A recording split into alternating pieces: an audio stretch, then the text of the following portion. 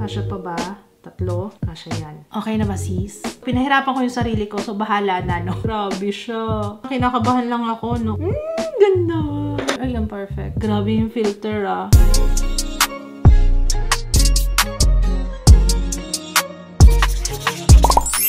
Hello everybody! Welcome back sa ating channel. So today, we are going to test out itong Sunny's Face. Full face, Sunny's Face. Hindi, base lang naman. Hindi buong face talaga. Ano ba? Ang gulo mo, te. So, ito na nga. No, meron tayong bagong... Yes, bago to for me, guys. Ngayon ko pa lang to nakita. Meron tayong base booster, multi-use tinted illuminator. Meron tayong concealer, multi-stick. My favorite. Actually, ginagamit ko yan madalas. And then, yung powder nila. Dito ko excited actually. Kasi isa sa mga bestseller talaga tong powder nila. And I wanna know why. Why? Pero ito nga pinadala nila lahat. So, magsa-swatch fest tayo. Let's do this. Very excited. The Skin So Good Effect. So, magsimula tayo dun sa kanilang base booster, which is this one. Meron silang 5 na shades. So, I have the complete shades. Thank you, Sunny's Face. Natutuwa ako. Pinadala nila talaga lahat. So, kailangan iswatch ko to lahat para makita niyo yung difference. Or kung if ever interested kayo sa product, ay maswatch natin para kahit papano. Alam ko kasi iba, parang batayan na rin ako. Kasi, guys, ako talaga nasa midpoint talaga ako. As in, mid-range sa shade range. Lagi akong nasa gitna. So, yun. Maputi lang tong ilaw ko, pero promise, guys. Pinapakita ko naman yung products on natural lighting for transparency, kano itsura niya. And guys, walang filter to, ha? Talagang, ito na talaga yung skin ko. Grabe, tinitingnan ko pa lang yung actives na nandito, guys. Naloloka ako. Ang dami. Wow. Okay, sa base booster, ang price nito, ayun lang. Perfect na sana itong kanilang pa-brochure dito, no? Kaso wala lang price. Okay, magkano ba ang base booster? Let me check. 695 pesos. Uy, talaga ba? Parang hindi ako maniwala. 695 lang. Parang ina-expect ko nasa 900. Hindi ko alam. Nasanay na ako ganun. Alam ko ganun ang price range ng Sunny's Face. Pero mura yun ah. I mean for Sunny's Face. Base Booster. A multi-use tinted complexion illuminator. Meron siyang hyaluronic acid, sustainably sourced squalane, hibiscus flower extract, sea buckthorn extract, and powerful antioxidants. It's non-comedogenic, hypoallergenic, clean formula, sheer radiant finish. Pwede siyang highlighter, pwede siyang bronzer, pwede ring body glow. And nagbibigay siya ng natural warmth and glow. Base 1, light with cool undertones. Base 2, light medium with warm undertones. Base 3, light medium with neutral undertones. Base 4, medium with neutral undertones. And base 5, medium with golden undertones. So, ito yung concern ko, guys. Ito nakita ko kagad na na-emphasize yung aking visible pores. Kita nyo? So, kailangan natin iiwas sa mga visible pores yan. Meron ang Get Ready With Me cosmetics nito. Meron din ang BLK. Diba? Illuminator siya. Hindi siya pang base talaga, ha. Pwede siyang gamitin as bronzer if you want added glow sa iyong base, sa iyong foundation. So, booster lang talaga siya. For added glow, I will use base 2. Tapos, as bronzer, I will use base 4. Sa concealer, excited ako dito kasi parang para siyang serum concealer. Base dito sa nabasa ko, para siyang ganon. A brightening and lifting liquid concealer. Meron siyang green coffee extract, hyaluronic acid, camellia oil, green tea extract, and skin repairing humectants. Alam ko yung green coffee extract na yan is antioxidant. So, nakaka-relax yan ng eye bags. Instant lifting, brightening, and concealing. Meron siyang self-setting technology for all-day wear. Serum-like. Yan ang gusto ko. Creamy, easy to blend. Medium buildable coverage designed for instant brightening, lifting, and concealing. Crease-resistant, long-wearing formula and formulated with their skin. Energy Boost Complex. So, they have in total 6 na shades. So, kumpleto naman tayo. Ito si Butter. Light with yellow undertone. Pebble, light with peach undertones. Flan is light, medium with warm undertones. Linen, light, medium with neutral undertones. Almond is light with golden undertones. Maize or mais, medium with peach undertones. Feeling ko ito ko, si Pebble. Uy, natutuwa ako dito, guys. Pinadala nila lahat ng multi-stick, 16 shades. So, ito naman, meron siyang squalane, may vitamin E, hydraberry, prickly pear, and trusted ko na yung multi-stick. Lagi yan kasama sa favorites ko before, no? Luma na yata yung gamit ko ngayon, kaya para medyo iba na yung shade ko. Baka hindi na rin ako oat, so let's see. Ito, conceals and corrects. Pwede mo siyang ilagay sa entire face as your base or pwedeng spot conceal, pwede rin kasi ganun yung gawa ko. Pero ito kasi cream stick siya. Usually ako konti-konti lang ang ginagamit ko dito. Of course, isa-swatch ko tong lahat for you. Saan ba ako magsa-start, guys? Hindi ko rin alam. So dito na tayo mag-start. Porcelain, light with cool undertones. Buttermilk, light with warm undertones. Ecru, light with olive undertones. Seashell, light with peach undertones. Cashew, light medium with warm undertones. This is my shade before, pero tingnan natin. Oat, light medium with neutral undertones. Bamboo, light medium with golden undertones. Olive, light medium with olive undertones. Gobi, medium with neutral undertones. Birch, medium with cool undertones. Saddle, medium with golden undertone. Palomino or palomino, hindi ko alam kung paano basa, sorry. Medium with warm undertones. Santal, deep with warm undertones. Kasya pa ba? Tatlo. Kasya yan. Fawn, deep with red undertones. Kinulang tayo. Dito tayo. Next. Kinulang ng space. Palisander, deep with cool undertones. And last one, we have Carob, deep with neutral undertones. Ayos ba? Pinaikot ko na sa buong face ko. Sa powder naman tayo. So, sa powder, ang tawag nila dito sa kanilang powder, The Powder. A True to Skin Soft Matte Setting Powder. So, in total, they have 6 na shades. Meron din siyang squalane. Meron siyang micronized pigment, berry flux vita, bamboo sap, prickly pear. All day oil control daw ito and 6 na flexible shades. Actually, hindi ko na kailangan pang basahin kasi ang daming nagsasabi na holy grail nila to, no? Kaya I'm excited. Ang ganda pa ng itsura pati. Tingnan nyo naman, kakaiba. Ang concern ko lang dito is, yan, ganito yung itsura niya. Wala siyang lalagyan ng puff if ever gumagamit ka ng puff. So, nakahiwalay yung puff niya. Ang ganda ng itsura ng powder. Tingnan nyo naman yung groove. May paganyan siya, oh. Okay, ganito siya. Super nipis. Actually, parang hindi ko bet. Mas gusto ko yung brush. So, ito si Sesame. Let's see. Sesame. Light with neutral undertones. Ayan. Sa face ko na nilagay para makita niya talaga. Next one is Flax. Light medium with warm undertones. Cassava. Medium with warm undertones. Kit ng name. Shroom. Medium with neutral undertones. Almond is medium deep with warm undertones. And then last one is Cacao. Deep with warm undertones. Actually, pwede rin siyang pang set ng inyong bronzer. Okay na ba, sis? So, today, sunscreen lang yung gagamitin ko. I'm using Lux Organics Aqua Daily Sunscreen.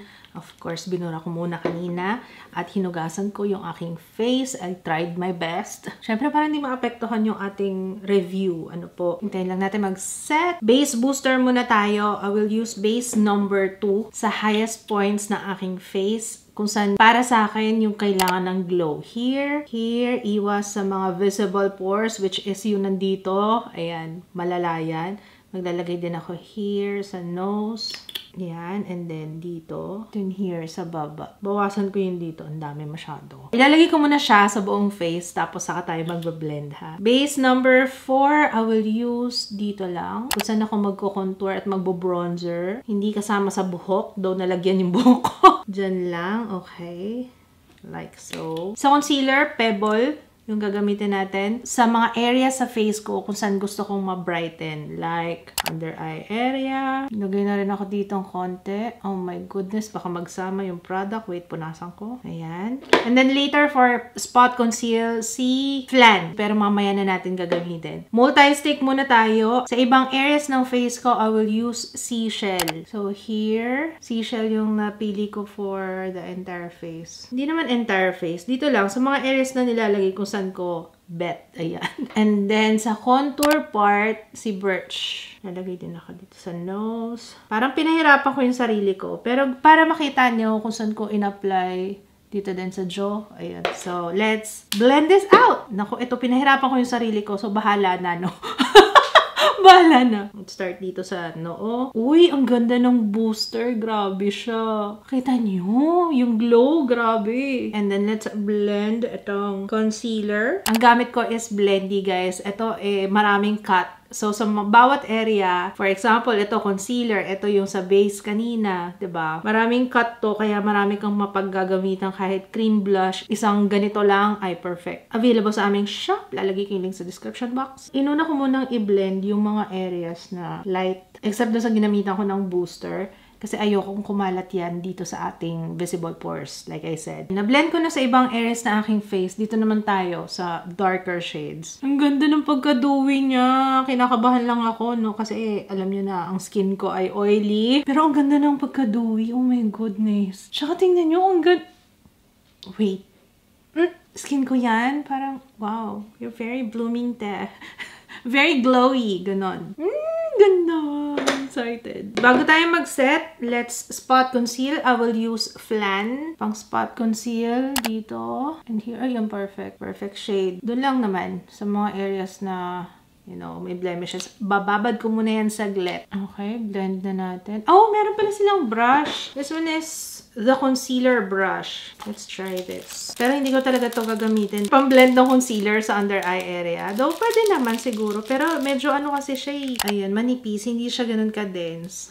Though, possible naman. Kaso, mas bet ko yung sponge. Ito, pang spot conceal. Mga blemishes. And then, let's set with powder. Ang shade na napili ko is Flax. Try muna natin yung puff niya, ha? Pero actually, mas gusto ko brush talaga. Mas gusto ko yung brush kasi ito. Uy, do. Ang ganda. Uy, ang ganda ng powder nila. Grabe to. Grabe yung filter, ah. Yun nga lang, nasayang yung booster. Na nag-set na tayo. Kasi natakpan na yung glow. Pero nandyan pa rin naman yan. Once na matanggal na siguro yung powder or mag-oil up tayo ng konti, feeling ko babalik din naman yan.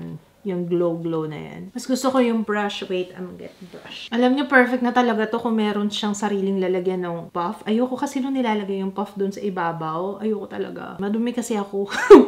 Madumi akong babae. Ayoko inilalagay yung... Okay. Iniwas ko lang siya dun sa, of course, yung nilagyan natin ng contour. Yung mga kailangan lang talagang iset with powder. Yun lang yung nilagyan ko. Ang ganda. Pati yung coverage ng powder. Ang ganda. Kaya naman pala. No, parang na-filter na yung face ko. Oh, ay, ang ganda mo naman. Ang ganda naman. Ang gaganda ng mga powder ngayon. Grabe. Nakaka-impress. Ano? Amazing. So, tapusin ko muna yung aking entire face and I will be back. Tapos na yung ating makeup. In fairness, guys, tingnan nyo. Parang kung naka full face na foundation. Yun lang, pag nag-powder ka talaga, mawawala na yung glow na binigay ng booster. Pero wait natin mamaya kung babalik yung glow na yan. Listahan ng mga ibang products na ginamit ko nasa description box. Oh, take note guys ha, nag-reapply ako ng powder na contour. I used yung Easy Powder Contour Insert in the shade Storm. Kailangan yan. I have oily skin. So kapag naglagay ako ng cream, kailangan meron ako pinapatong na powder. Like sa blush, ginamit ko Trans Sunny's Face blush on na Trans. Tapos pinatungan ko siya nitong Sassy Colors na Plum Velvet. Sila yung medyo close, yung kulay. Ang hindi ko lang sineset with powder is yung highlighter. Ayan, may nagtanong nung nakaraan sa TikTok. Hindi ko sineset with, syempre mawawala. Pagka nilagyan mo ng powder yan, mawawala na yung shine, diba? Alright, so, ayan. Ang ganda ng pati lashes ko. Ang ganda. Oh, polish yan. Zircon. It's now 2:07. I will be back later. Kumusta siya on my face. Oh, wait lang. Punta tayo sa natural lighting. Ito siya on natural lighting. Looking good. Tingnan nyo. Okay naman siya. Wala ko nakikitang nagkikake. Ayan. So far, so good. Maganda yung finish niya. I will be back later. 7:49. Pero konti pa lang. Pero in fairness, blot tayo. In fairness, first blot ko pa lang to. Pero ang ganda sa split. Tanong natin sa aking mahal na asawa. My love, okay naman yung foundation ko ngayon na. Fresh na. Wala siyang side comment. Pag may side comment yan, yung sabihin, yes daw. Okay guys, last and final update. It's now 8:33 p.m. And this is my face. Tignan nyo, ang ano pa rin. Ang glowy. Ang fresh ko lang. Carry ko pang irampa to. Kahit saan tayo umabot. Promise, ang ano lang niya, Siguro yung, ito guys, ito. If you have oily skin, ayan. medyo huwag kayong masarapan sa pag-a-apply, ha? Actually, pwede mo siyang ihalo sa if you're using liquid foundation or kahit skin tint, kung gusto mo nyo ng extra glow o kaya kapag masyadong matte yung foundation na nabili mo, pwede mo siyang ihalo yung mga ganito. Tapos, pwede rin siguro siya ng ipatong. Feeling ko pwede rin. Kaso meron na kasing glue eh, pero tingnan natin ha. Try lang natin to. Oh, pwede nga. Pwede siya on top. Wala akong nakitang nag-cake. Maganda talaga to. Ito guys, yung multi-stick. Matagal ko itong ginagamit kaya hindi na to first impression review. Pasado talaga to sa akin kahit na mapaspot conceal, maganda yung coverage niya. Pero ang tendency lang kasi dito, syempre, kapag marami kang nilagay. So, hindi siya beginner friendly. Though, pwede mo naman siyang depende rin sa inyo eh. Ako naman, pag nagme-makeup ako, laging a little goes a long way. Kasi mas madaling magdagdag kaysa magbawas pagdating sa makeup. Lagi ko sinasabi yan, guys. Depende na lang din sa inyo kung paano nyo gagamitin, pero mas okay na mag-start muna kayo sa pakonti-konti lang and then build your way up. So, depende rin sa coverage na gusto nyo. Pero maganda coverage nito. Kaya niya mag-full coverage. Yun nga lang, longevity pag nag-oil up ka na, medyo mababawasan. So, kailangan mo rin siyang dalhin. Actually, ito dinadala ko to kapag ginagamit ko siya pang spot conceal. Yung concealer, in fairness, para siyang totoo nga, para siyang serum. Para siyang yung mga serum concealer na hindi ganon ang term ko kasi dyan, kapag ganon yung concealer, yung parang yung mga concealer na matigas. Para alam mo yun, nagmumukhang matigas siya sa ilalim ng mata ko. Ito hindi. Wala akong nakitang nag-crease sa ilalim ng mata ko. I love it. Mukhang madalas ko nang magagamit itong concealer ng Sunny's Face. This is... Oh, yung powder! Sis, yung powder, napakaganda. Kaso hindi ko siya gagamitin ito. Mas gusto ko siya ng brush. Pero sige nga. Oh, Kelly. Oh, tingnan nyo ha. Itong side lang na to yung ita-touch up ko ha. Eh, ang ganda nga niya. Ang ganda talaga ng pulbo. Tingnan nyo oh. Tsaka hindi siya makapal tingnan. Yun ang kagandahan sa kanya. In fairness, maganda rin yung sponge. Ayoko lang kasi nung nandito siya. Ayoko na nakapatong. Side by side natin guys ha. Ito yung tinouch up ko. Ito yung hindi pa. Tingnan nyo. Ito oh. Ang ganda ng powder. Kaya naman pala. Isa sa mga bestseller ng Sunny's Face to eh. Grabe, ang ganda niya. Diba? Oh, diba? Pwede pa tayong rumampa ulit.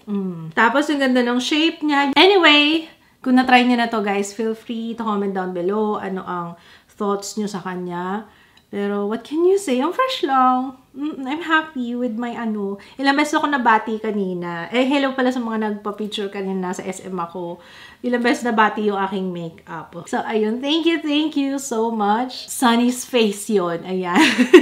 Sunny's Face ang gamit ko. Fairness, I like it. Oh, diba? Ganda ng skin ko sa kanya. Tsaka sa dami ng shades. Ewan ko na lang kung hindi ka makahanap ng, you know, yung perfect para sa'yo. Oh, by the way, hindi ko na-mention, yung concealer, okay siya sa under eye area. Kaso, pang spot conceal. Nag-try din ako kanina. Kaso, di ba naglagay din ako? Kaso, medyo lumalabas na rin siya. So, kailangan mo rin siyang i-touch up. Actually, mas okay pa nga sa akin to eh. Pang spot conceal, yung multi-stick. Ang hyper ng... Yeah, ayun. Yung mga anak ko po yun. Medyo hyper po sila today. So, ayun lang guys. Maraming salamat. Sana nakatulong itong video na to. At kung oo, don't forget to thumbs up kung meron kayong comments, suggestions, violent reactions. Ayan. Open ang comment section para dyan. Kung hindi ka man nakaka-subscribe, make sure to subscribe. Marami tayong naka-line up na review na for sure aabangan nyo. So, ayun lang. Thank you so much for watching. I will see you again on my next one. Bye, guys!